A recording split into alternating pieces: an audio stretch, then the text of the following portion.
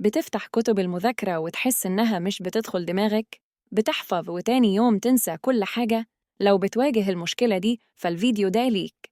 هقولك على 3 خطوات علمية هتغير طريقة مذاكرتك تماماً، وتخليك مش بس تحفظ بل تفهم وتفتكر كل معلومة لفترة طويلة جداً. الخطوة الأولى: الفهم قبل الحفظ.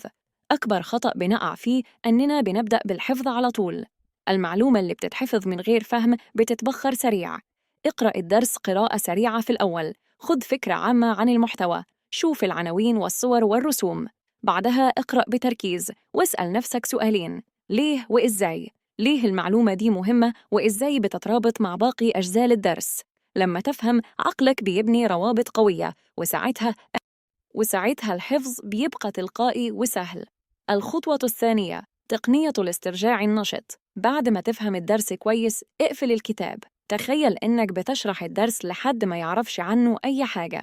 اتكلم بصوت عالي كأنك مدرس. لو نسيت جزء أو مش عارف تشرحه، دي النقطة اللي محتاج تراجعها. ارجع افتح الكتاب راجعها وبعدها اقفل الكتاب تاني واشرحها من الأول. الطريقة دي بتخلي المعلومة تثبت في دماغك 3 أضعاف أكتر من مجرد إعادة القراءة.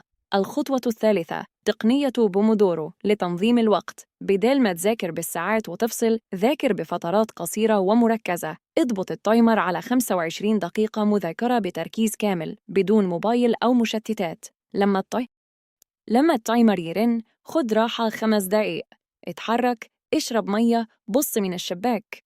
كرر العملية 4 مرات وبعدها خد راحة طويلة من 20 ل 30 دقيقة.